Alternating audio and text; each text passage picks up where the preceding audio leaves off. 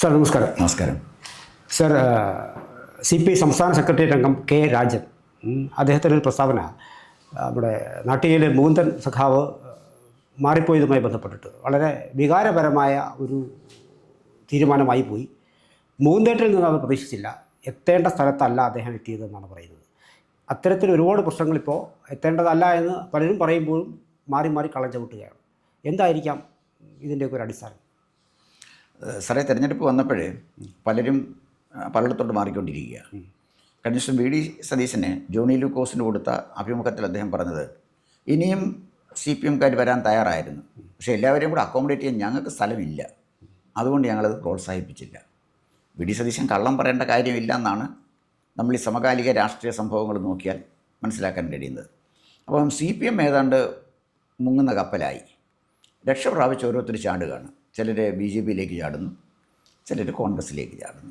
ഇനി കോൺഗ്രസ്സിൽ ചാടുന്നവർക്കും BJP വിഷമിക്കേണ്ട, അവർ കോൺഗ്രസ്സിൽ നിന്ന് പിന്നെ BJP വന്നോളൂ, അതുകൊണ്ട് അവർക്ക് ആ പ്രശ്നമൊന്നുമില്ല. ഇതാണ് ഇപ്പോൾ CPM എത്തിയിരിക്കുന്ന ഒരു വല്ലാത്ത സ്ഥിതി. 1957 ശേഷം CPM ഇത്രമാത്രം ഒരു രാഷ്ട്രീയമായ പ്രതിസന്ധിയിലെത്തിയ ഒരു കാലഘട്ടം ഉണ്ടായിട്ടില്ല. അപ്പോൾ ഈ പ്രതിസന്ധിയോടെ, ഈ മാറ്റത്തോടെ എങ്ങനെ പ്രതികരിക്കുന്നു എന്നുള്ളതാണ് പ്രധാനപ്പെട്ട പ്രശ്നം. തീർച്ചയായിട്ടും രാജൻ്റെ പ്രതികരണം ഞാൻ സ്വാഗതം ചെയ്യുന്നു. കാരണം വളരെ സംസ്കൃത ചിത്തനായിട്ട് തന്നെയാണ് അദ്ദേഹം പ്രതികരിച്ചത്. അദ്ദേഹം ഉപയോഗിച്ച വാക്ക് തന്നെ മുകുന്ദേട്ടൻ. മുകുന്ദേട്ടൻ വികാരപരമായി തീരുമാനമെടുത്തിരിക്കാം. ചില വ്യക്തികളോ സംഭവങ്ങളോ അദ്ദേഹത്തെ മുറിപ്പെടുത്തിയിരിക്കാം. അതായിരിക്കാം അദ്ദേഹം ആ തീരുമാനമെടുത്തത്. അപ്പോൾ അതിൽ ഖേദം പ്രകടിപ്പിക്കുകയാണ് ചെയ്യുന്നത്. എന്ന് പറഞ്ഞാൽ വളരെ സംസ്കാരത്തോടുള്ളൊരു മറുപടിയാണ് രാജൻ നൽകിയിരിക്കുന്നത്. എന്തായാലും നമുക്ക് രാജനെ അതിനകത്ത് അഭിനന്ദിച്ചല്ലേ മതിയാവും. അതിനകത്ത് അതേ സംവരണ മണ്ഡലത്തിൽ നിന്നൊരാൾ BJP പോലൊരു പാർട്ടിയിലേക്ക് പോകുന്നു എന്നാണ് വലിയ കൺസേൺ പറയുന്നത്. പിന്നൊന്ന് എന്ന് പറയുന്നത്, സാർ പറഞ്ഞത് സംസ്കാര സമ്പന്നൻ എന്ന് തോന്നുന്ന വിധമുള്ള ഭാഷയാണ് ഉപയോഗിച്ചത്. പക്ഷേ CPM-ൽ നിന്ന് ചിലർ പോയപ്പോൾ മറ്റു ചിലർ, ഉദാഹരണം മറ്റു ചിലർ എന്ന് പറഞ്ഞിട്ട് കാര്യമില്ല, മുഖ്യമന്ത്രി തന്നെ മറ്റൊരു ഭാഷയാണ് പ്രയോഗിച്ചത്. എങ്ങനെ ഇതിൻ്റെ അന്തരം എങ്ങനെയാണ്? അല്ല, മുഖ്യമന്ത്രി ഉപയോഗിച്ച ഭാഷയിൽ അദ്ദേഹം പറഞ്ഞത് എൻ്റെ നിഘണ്ടുവിൽ, ശ്രീകണ്ഠേശ്വരത്തിൻ്റെ നിഘണ്ടുവല്ല, അദ്ദേഹത്തിൻ്റെ നിഘണ്ടുവിൽ, അതാണല്ലോ മലയാളത്തിലെ നിഘണ്ടു, എൻ്റെ നിഘണ്ടുവിൽ എനിക്ക് പ്രയോഗിക്കാൻ പറ്റിയൊരു വാക്ക് കിട്ടിയത് ചെറ്റയാണ് എന്നുള്ളതാണ്. ചെറ്റത്തരമാണ് കാണിച്ചത്, ചെറ്റയാണ് എന്നാണ് പറഞ്ഞതിൻ്റെ അർത്ഥം. നമ്മുടെ മുഖ്യമന്ത്രിയുടെ നാക്ക് പലപ്പോഴും ഈ പ്രതിയോഗികൾക്ക് ഗുണകരമായിട്ട് വരികയാണ്. അതായത് ഇപ്പം 2014 അദ്ദേഹം പ്രേമചന്ദ്രനെ വിശേഷിപ്പിച്ചത് പരനാറി എന്നായിരുന്നു. 2014 അന്ന് MA ബേബിയാണ് അവിടെ സ്ഥാനാർത്ഥിയായിട്ട് നിർത്തിയത്. അപ്പോൾ ബേബിയെ സ്ഥാനാർത്ഥിയാക്കിയപ്പോൾ ബേബി ക്രിസ്ത്യാനിയാണ്. അദ്ദേഹം ക്രിസ്ത്യാനികളോട് താല്പര്യമുള്ളൊരു കമ്മ്യൂണിസ്റ്റ് പാർട്ടി നേതാവുമാണ്. അപ്പോൾ അങ്ങനെ വരുമ്പോൾ ക്രിസ്ത്യൻ വോട്ട് തീർച്ചയായിട്ടും കിട്ടും. പിന്നെ ബാക്കി കമ്മ്യൂണിസ്റ്റ് പാർട്ടി വോട്ടുകൂടെ കിട്ടിക്കഴിഞ്ഞാൽ ജയിക്കാൻ പ്രയാസമില്ലല്ലോ. അതായിരുന്നു കാൽക്കുലേഷൻ. അങ്ങനെ ബേബിയെ അവിടെ നിർത്തി. പക്ഷേ ഏറ്റവും വലിയ ഗതികേട് എന്താ സംഭവിച്ചതെന്ന് വെച്ചാൽ, ബേബിയുടെ ബൂത്തിൽ ബേബിയേക്കാൾ 100-ലധികം വോട്ടിന് ഭൂരിപക്ഷമായിരുന്നു പ്രേമേന്ദ്രന് കിട്ടിയത്. അദ്ദേഹം അറിയുന്ന എന്താ പ്രാക്കുളം ചെഗുവേര വിപ്ലവകാരിയാണല്ലോ. വല്ലപ്പോഴും അണ്ടർഗ്രൗണ്ടിൽ ഇടയ്ക്കിടയ്ക്ക് വരത്തുള്ളൂ. എന്തായാലും അണ്ടർഗ്രൗണ്ടിൽ നിന്ന് ഇടയ്ക്ക് വന്നപ്പോഴാണ് ഇവിടെ കുണ്ടറ മത്സരിച്ചത്. തോറ്റു. ഏതാണ്ട് 8 നിലയിൽ തോറ്റു എന്ന് പറയുന്നതായിരിക്കും കുറേ കൂടെ നല്ലത്. അത് കഴിഞ്ഞ് ഇപ്പം ക്രിസ്ത്യൻ പരീക്ഷണം അവസാനിച്ചു. ഇനി ഒരു കാര്യം ചെയ്യാം, നായരെ പരീക്ഷിച്ച് നോക്കാമെന്ന് വിചാരിച്ചു. കാരണം ഏറ്റവും കൂടുതൽ നായർ ഭൂരിപക്ഷമുള്ള ഒരു സ്ഥലമാണ് കൊല്ലം ജില്ല. എന്നാൽ പിന്നെ നായരായിരിക്കട്ടെ എന്ന് വിചാരിച്ചു. അപ്പോൾ ഉടനെ നായരെ വെച്ചു. നായരെ വെച്ചതാണ് ഇപ്പോഴത്തെ നമ്മുടെ ധനമന്ത്രി ബാലഗോപാലിൻ്റെ മൂത്ത സഹോദരനെ കലഞ്ഞൂർ മധു അന്ന് NSSൻ്റെ ഡയറക്ട് ബോർഡ് മെമ്പറുമാണ്. അപ്പോൾ എല്ലാ കൊണ്ടും വളരെ അനുകൂലമായ കാലാവസ്ഥ. അങ്ങനെയാണ് 2019 ബാലഗോപാലിനെ നിർത്തിയത്. നായരും ബാക്കി പാർട്ടി വോട്ടും ഇതെല്ലാം കൂടെ കിട്ടിക്കഴിഞ്ഞാൽ ജയം വേണ്ട ഉറപ്പാണല്ലോ. എൻ്റെ സാറേ, ഞാൻ പറഞ്ഞാലേ പ്രേമചന്ദ്രൻ്റെ ഭൂരിപക്ഷം പിന്നെയും കൂടി. അപ്പോൾ പിന്നെ ആ പരീക്ഷണം പരാജയപ്പെട്ടു. എന്താ പിന്നെ കാര്യം ചെയ്യാം, ഈഴവനെ പരീക്ഷിക്കാം. അപ്പോൾ പറ്റിയൊരു ഈഴവനെ കിട്ടി, ലക്ഷണമൊത്ത ഒരാളിനെ, മുകേഷിനെ നിർത്തിയപ്പോൾ തന്നെ അന്ന് ഗുരുദാസൻ ചോദിച്ചു, ഈ സാധനത്തിന് നിങ്ങൾക്ക് എവിടെ നിന്നാണ് കിട്ടിയെന്ന്, ഈ സാധനത്തിന് എവിടെ നിന്നാണ് കിട്ടിയെന്ന്. അപ്പോൾ ആ സാധനമാണ് കൊല്ലത്ത് കമ്മ്യൂണിസ്റ്റ് പാർട്ടിയുടെ അടിത്തറ ഇളക്കിയത്. ഈ സാധനമാണ് CPI-യിൽ നിന്ന് കടമെടുത്ത ഈ സാധനമാണ്. എന്തായാലും ശരി, ഈഴവ പരീക്ഷണവും പരാജയപ്പെട്ടു. ഇനിയും വല്ല ബുദ്ധമതക്കാരനെയോ ജൈനമതക്കാരനെയോ പരീക്ഷിക്കണം. അല്ലെ ഇനിയും പരീക്ഷിക്കാനുള്ള ഒറ്റ മതമേ ഉള്ളൂ, മുസ്ലിം. അതേപോലെ കേരളത്തിൽ പരീക്ഷിക്കാൻ, പിന്നെ വലിയ ബുദ്ധമതക്കാരൻ്റെ ജൈനമതക്കാരൻ്റെ അവരെയൊക്കെ വേണേൽ പരീക്ഷിക്കാം. ഇത് ഈ CPM-ന് പറ്റിയ ഗതികേടാണ്. അദ്ദേഹം ഇങ്ങനെ പറഞ്ഞിട്ട് അർത്ഥമില്ല. തന്നെയല്ല, ഇപ്പം തന്നെ അദ്ദേഹം ഉപയോഗിച്ചിരിക്കുന്ന ചില പദങ്ങളുണ്ട്. ഒരു ബിഷപ്പിനെ അദ്ദേഹം വിളിച്ചത് നികൃഷ്ടജീവി എന്നല്ലേ. ബിഷപ്പിൻ്റെ അഭിപ്രായ വ്യത്യാസം പറയാം, പക്ഷേ നികൃഷ്ടജീവി എന്ന് ഉപയോഗിക്കാൻ പാടുണ്ടോ? ഇപ്പം സുധാകരനെ അഭിസംബോധന ചെയ്തതും ചെറ്റ എന്നാണ്. അപ്പോൾ സത്യത്തിന് കേരളത്തിലെ മുഖ്യമന്ത്രി അദ്ദേഹം സമ്പൂർണ്ണ സാക്ഷരത കൈവരിച്ച, അന്ന് 1990 സമ്പൂർണ്ണ സാക്ഷരത കൈവരിച്ച ഒരു സംസ്ഥാനത്താണ് അദ്ദേഹം നിൽക്കുന്നത്. 90 ശേഷം എത്ര വർഷം കഴിഞ്ഞു എന്ന് നമ്മൾ ആലോചിച്ച് നോക്കില്ല, എത്ര കേരളം പുരോഗമിച്ചു. അപ്പോൾ അവിടെ നിന്ന് പറയുമ്പോൾ അദ്ദേഹം ആദ്യം ആലോചിക്കേണ്ടത് താൻ ആരെയാണ് പ്രതികരിക്കുന്നത്, ഏത് ജനതയാണ് പ്രതികരിക്കുന്നത്, അവരുടെ സംസ്കാരം എന്താണ്, അവരുടെ പാരമ്പര്യം എന്താണ്, അവരുടെ രാഷ്ട്രീയ വീക്ഷണം എന്താണ്. ഇതൊക്കെ നോക്കിയിട്ടല്ലേ ഒരു മുഖ്യമന്ത്രി പറയാൻ പാടുള്ളൂ. അല്ല, വായി വരുന്ന എന്തും പറയാൻ പറ്റും. പിണറായി വിജയന് പറ്റും, പക്ഷേ കേരള മുഖ്യമന്ത്രിക്ക് അത് പറ്റില്ല. അതെ, അദ്ദേഹം ഈ ചെയ്തത് എൻ്റെ വ്യക്തിപരമായ അഭിപ്രായം അനുസരിച്ച് സുധാകരന് വളരെ ഗുണപരമായിട്ട് മാറും. ഇതേ സാഹചര്യത്തിലല്ലേ സാറേ മന്ത്രി രാജനും പ്രതികരിച്ചത്.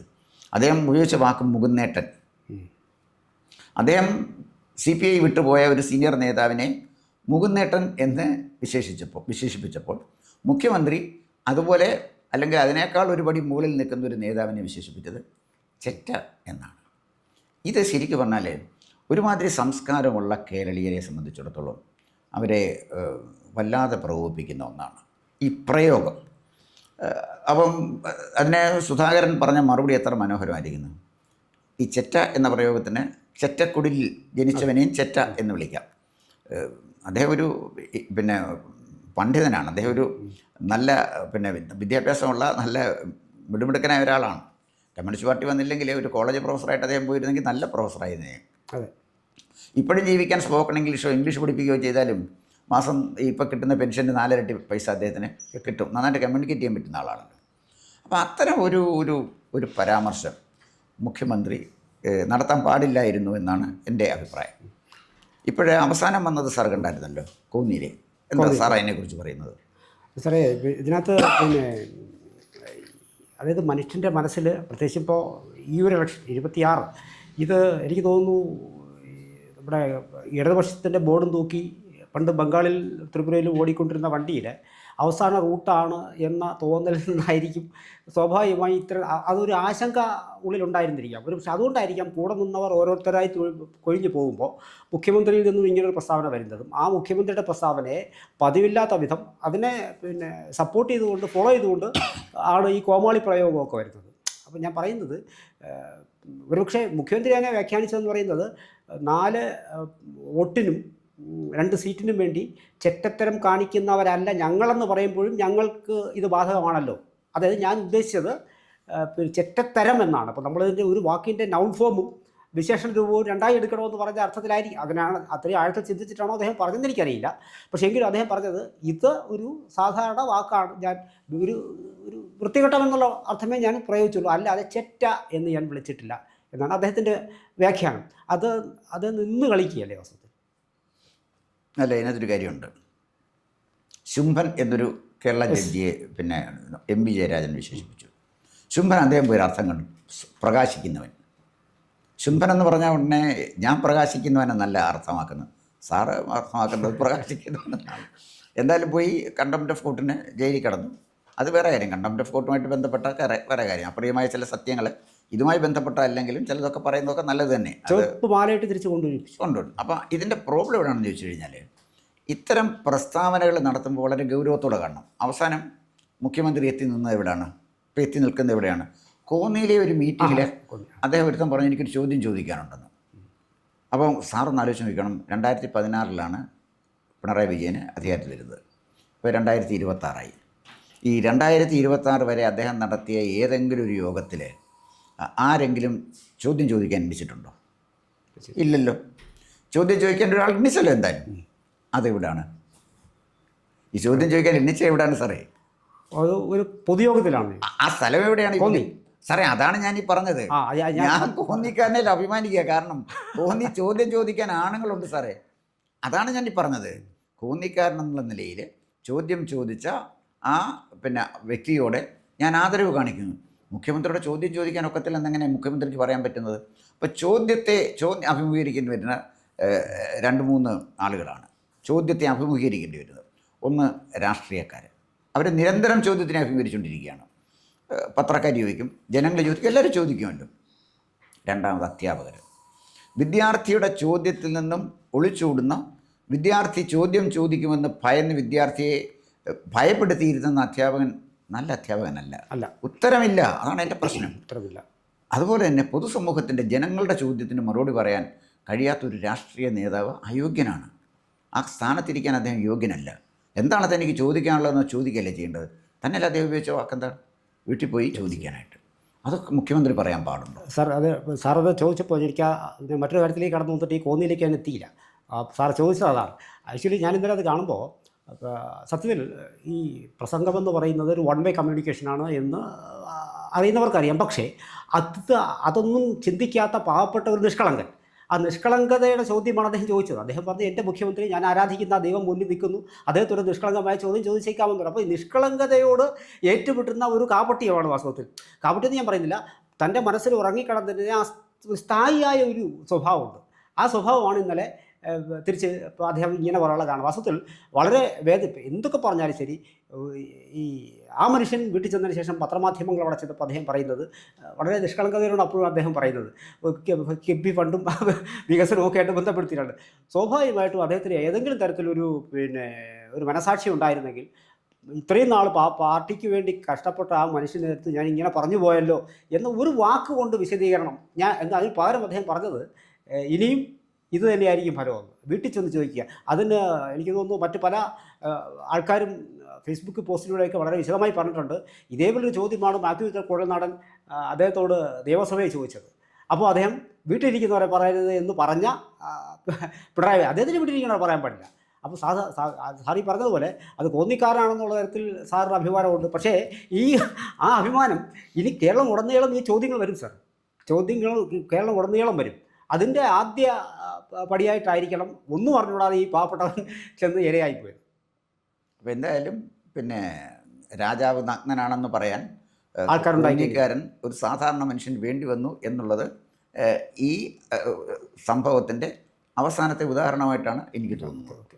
കൂടുതൽ വാർത്തകളും വിശേഷങ്ങളും നേരിട്ട് ലഭിക്കാൻ ജനങ്ങളിൽ നിന്ന് ജനങ്ങളിലേക്ക് ജനഭൂമി ന്യൂസ് സബ്സ്ക്രൈബ് ചെയ്യൂ. ബെൽ ബട്ടൺ അമർത്താനും മറക്കരുത്.